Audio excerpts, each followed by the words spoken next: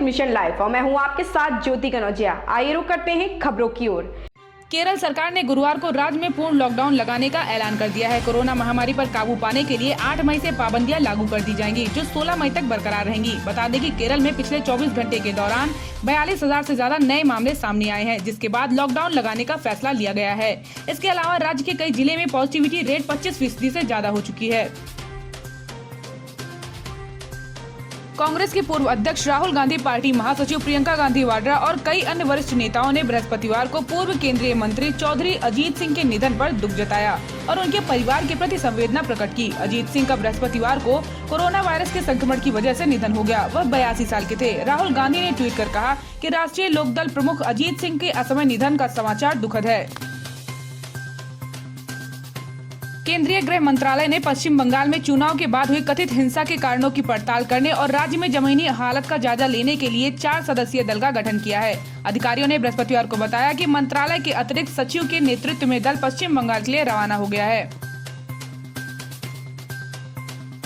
कांग्रेस के वरिष्ठ नेता पी चिदंबरम ने बुधवार को दावा किया कि देश में कोरोना वायरस की जांच की संख्या घटा दी गई है, जिस कारण संक्रमण के मामलों में गिरावट नजर आ रही है। उन्होंने यह भी कहा कि लोगों को बेवकूफ बनाने की बजाय सरकार को रोजाना कोविड की जांच की संख्या बढ़ानी चाहिए।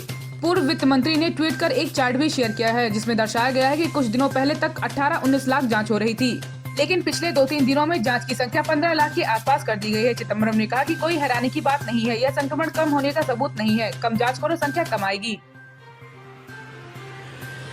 प्रधानमंत्री नरेंद्र मोदी ने पूर्व केंद्रीय मंत्री और राष्ट्रीय लोकदल के मुखिया चौधरी अजीत सिंह के निधन पर बृहस्पतिवार को शोक जताया और कहा कि वह हमेशा किसानों के कल्याण के लिए समर्पित रहे।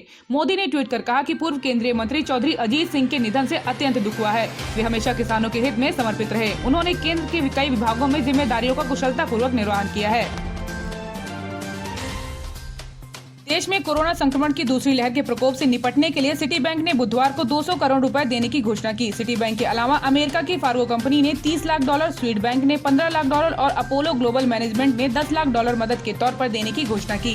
देश में कोरोना संक्रमण के प्रतिदिन सामने आ रहे 4 लाख मामलों में 35,000 मौत के बीच वैश्विक कंपनियों और विशेषकर प्रौद्योगिक क्षेत्र की कंपनियों समेत कई देशों ने भारत को मदद करने की घोषणा की है।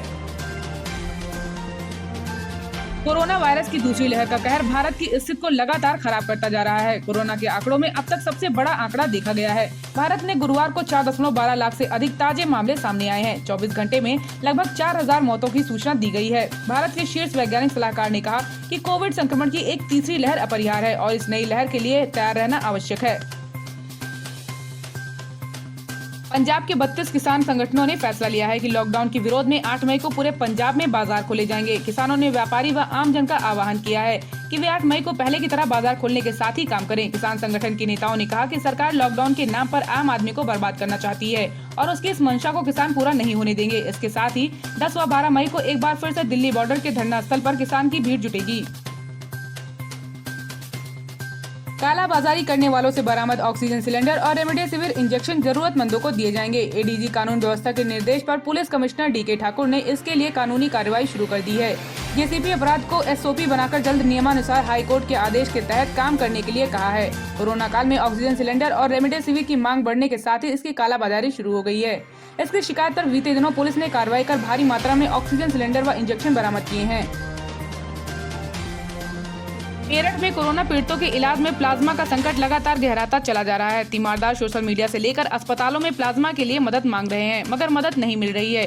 प्लाज्मा की सबसे ज्यादा परेशानी हो रही है। इसके पीछे बड़ा कारण है कि मरीजों में प्लाज्मा का दान करने के प्रति उदासीनता। दोबारा संक्रमण में न हो जाए या परिवार में किसी को अचानक प्लाज्मा की जरूरत न पड़ जाए, इस डर से डोनर आगे नहीं आ रहे हैं। इस सोच के चलते ठीक हुए मरीज प्लाज्मा देने से बच रहे हैं। वहीं अस्पतालों के पास भी प्लाज्मा नहीं है। ऐसी ही खबरों से जुड़े रहने के लिए आप देखते रहें परफेक्ट मिशन लाइव।